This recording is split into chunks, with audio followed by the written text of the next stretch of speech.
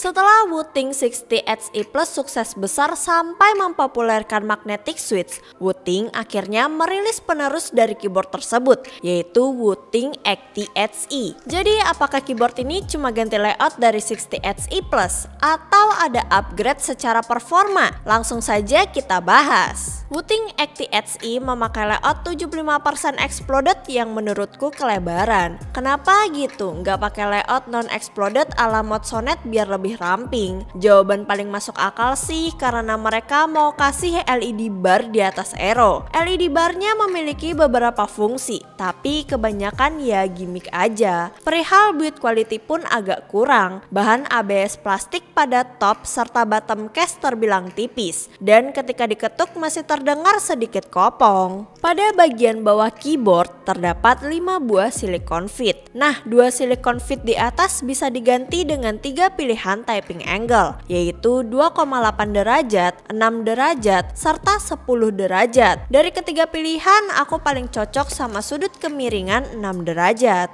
Untuk membongkar case, kalian perlu membuka 7 baut di bagian bawah case, lalu buka klip yang mengaitkan top dan bottom case. Harusnya kalau sudah dibaut gak perlu diklip lagi lah, apalagi klipnya tipis gini. Nah, setelah dibongkar, kita bisa melihat bahwa 80Xe menggunakan mounting gasket dengan gasket strip yang menyatu bersama platform. Keyboard ini juga dibekali Dr. Board supaya typing feel merata. Selain itu, diberikan EPDM case foam guna mengurangi suara hollow plus ngebikin typing feel lebih firm akibat tidak ada ruang kosong antara PCB ke bottom case. Ditambah, 80Xe memakai PCB setebal 1,6 mm non-flex cut serta polikarbonat plate non-flex cut juga. Hasilnya typing feel memang cukup stiff dan merata ke seluruh bagian, namun masih ada sedikit rasa empuk. Suara keyboard pun lumayan poppy karena dipasangi PET film tape mode yang dikasih gambar penjelasan tentang bagian-bagian PCB.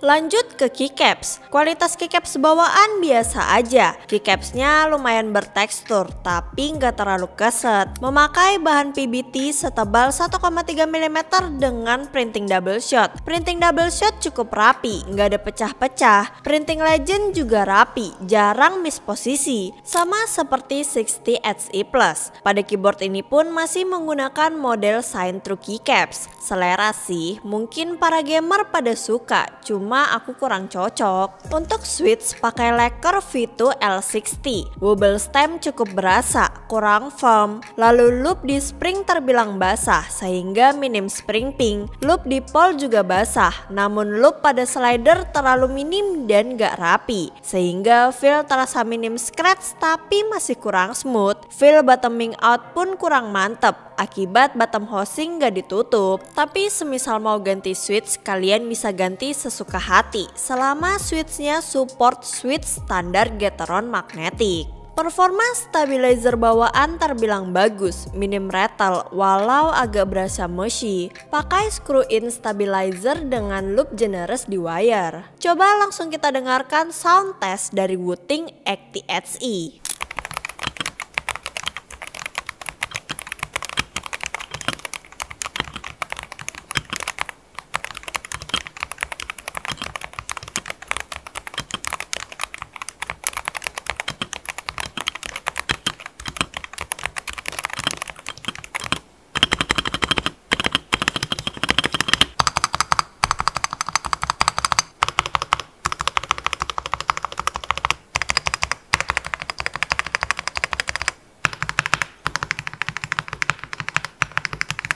Gimana sound profilnya? Oke aja sih, tapi kalau dibanding Wooting 60Xe Plus jelas upgrade jauh. Secara typing feel, media dampening, smoothness switch, dan performa stabilizer pun upgrade semua. Jadi lebih siap pakai out of the box. Walau aku rasa beberapa hal masih perlu diperbaiki. Nah, sekarang kita bahas performa gamingnya. Mulai dari software, jelas bagus. Web-based drivernya seamless. UI pun cakep, mudah dipahami. Pada software kita bisa membuat beberapa profile. seperti aku bikin Overwatch profile, Strinova profile, dan lain-lain. Ini ngebantu supaya kita punya beberapa settingan khusus untuk game yang berbeda biar gak harus setting ulang setiap pindah game. Nah, pada software kita juga mampu setting actuation point keys dari 4 mm hingga 0,1 mm.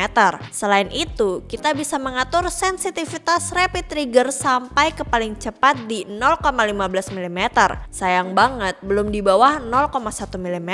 Padahal aku berharap ada upgrade di sektor ini. Ya, walau 0,15 mm pun sudah terbilang cepat. Dan yang terpenting adalah selama pemakaian aku nggak pernah ngerasain masalah seperti double input atau ada nyendet-nyendet. Oh ya, kalian bisa menyalakan Tachyon mode supaya PCB scan rate keyboard naik dari 1600 Hz ke 8000 Hz biar setara sama polling rate keyboard ini di 8000 Hz juga. Untuk fitur menarik belum ada tambahan lagi dari terakhir kali aku review Wooting, hanya Rapid Snappy serta SOCD. Di antara kedua fitur itu tentu aku prefer SOCD karena Rapid Snappy cuma mengaktifkan tombol yang lebih dalam ditekan, sedangkan SOCD mengaktifkan tombol yang terakhir ditekan. Jika ingin menyalakan tinggal pilih fitur SOCD, lalu pilih dua tombol dan tekan continue. Setelah itu pilih priority. Aku sarankan last input priority. Jangan lupa nyalakan fitur rapid trigger. Atur actuation point di 0,1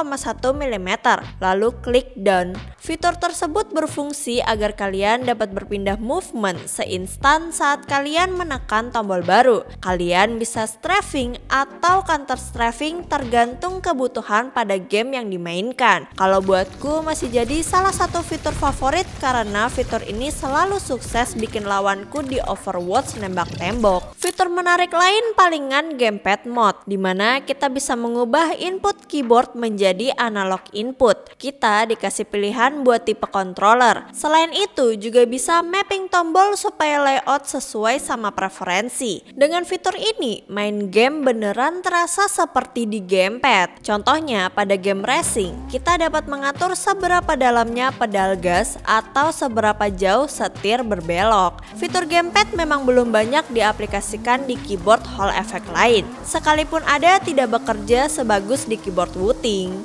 Nah, kalau ditanya keyboard ini bagus apa enggak? Ya bagus-bagus aja. Dipakai ngetik terbilang nyaman, dipakai ngegame enak. Cuma sayangnya bukan yang tercepat. Secara fitur juga bukan paling lengkap. Nilai plus dari keyboard ini selain gamepad mode ya palingan garansi 4 tahun. Dan Wooting rajin update software. Jadi ya jika kalian mencari keyboard Hall effect yang stabil tanpa bug, mungkin Wooting adalah pilihan tepat. Link pembelian ada di deskripsi ya. Sekian dariku, terima kasih.